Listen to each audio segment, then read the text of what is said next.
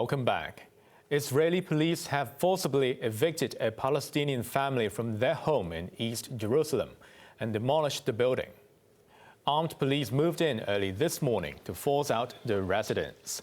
Family members had gone to the roof earlier with gas canisters, which they threatened to set alight if they were removed. The case drew international attention, as the family owned the home in Sheikh Jarrah long before Israel seized East Jerusalem. At least 25 people were arrested for defying a court ruling and disturbing public order. At least 20 people, including civilians, have been killed in the deadliest Saudi-led airstrike in 2 years against Houthi forces in Yemen.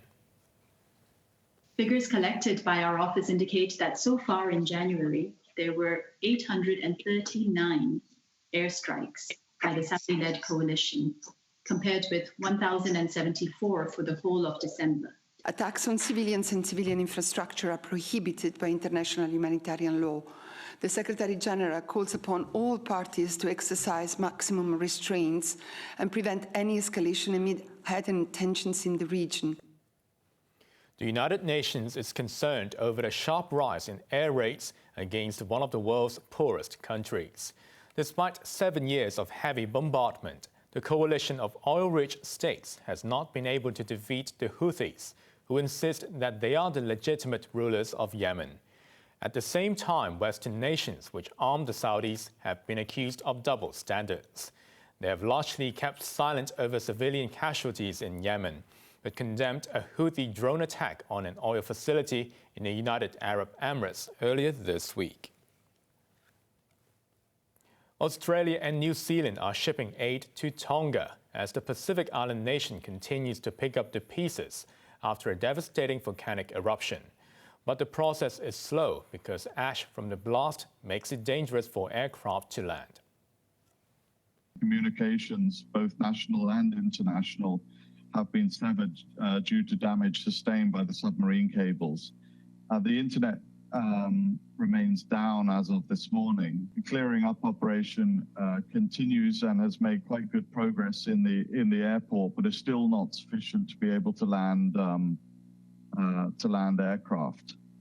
Our priorities remain to establish communication, immediate shelter needs, and supporting access to safe water. The catastrophic eruption that occurred has not been seen in several hundreds of years. So what we do know is that the Tongan people are resilient, and it's going to be important both for New Zealand and Australia to support their assessments so that they can act quickly to support their communities and populations, especially in the outer islands where there was significant damage. Back in Hong Kong, jailed activist Joshua Wong has won his appeal to shorten his sentence for taking part in an unauthorized assembly 2 years ago. In May last year, he was given a 10-month jail term for participating in a June 4th vigil in Victoria Park. His lawyer argued in the High Court this morning that the starting point of 15 months jail was too harsh and 11 months would be more appropriate. As Wong had pleaded guilty, Judges Maggie Poon and Anthea Pang reduced his term to 8 months. But Wong is expected to remain in jail after completing the reduced sentence as he faces trial in another case. The Mark 6 lottery has been reduced to once a week, starting with the $105 million snowball tomorrow. The Jockey Club said the adjustment was made because of COVID and the health risks of mass gatherings. The lottery will now be held every Thursday, unless there's a race meeting. Tomorrow's mega draw had originally been scheduled on January the 8th. In 2020, the popular lottery was suspended for nearly 9 months when the city was hit by several COVID outbreaks.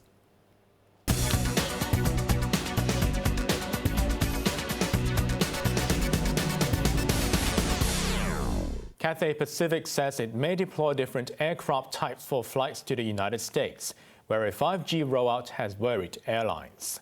Other major carriers are also changing aircraft or canceling flights to the U.S. The scramble came amid fears that the new wireless service could interfere with aircraft technology and cause flight disruptions. U.S. telecom giants AT&T and Verizon are postponing the launch of the new 5G service near key airports after major American airlines voiced their concerns. A British aviation expert said the U.S. was being cautious. Americans are very concerned about it, but in this country, and indeed I think mostly in Europe, there hasn't been a recorded case of any interference in what's called an altimeter. That's an instrument for measuring the height above ground. This is concerning the towers or masts which support the radio aerials, the radio signals. It's nothing to do with passenger cell phones. Genting Hong Kong has filed a winding up petition a week after a shipyard in Germany applied for bankruptcy. The company applied to the Supreme Court of Bermuda after failing to reach an agreement with creditors and stakeholders.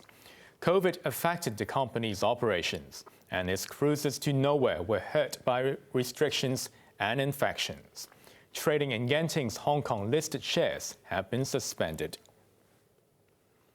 Now let's take a look at the markets. The Hang Seng completed the day up 15 points. To the top 10 active stocks, Tencent was up $3, Alibaba down by $2.20, while the tracker fund was down 4 cents. AIA was up by $1.55, while HSBC was up by 15 cents. Forex trading against the Hong Kong dollar, the euro's at 8.83, the pound sterling 10.62, and the Australian dollar at 5.61. Over in Europe, the London FTSE is currently up by nearly 27 points. On to the weather now. It will be mainly fine tomorrow with a cool morning. Temperatures will range between 16 and 20 degrees. Expected to be cloudy with a few rain patches as the weekend approaches. Now let's take a look at the weather around the world.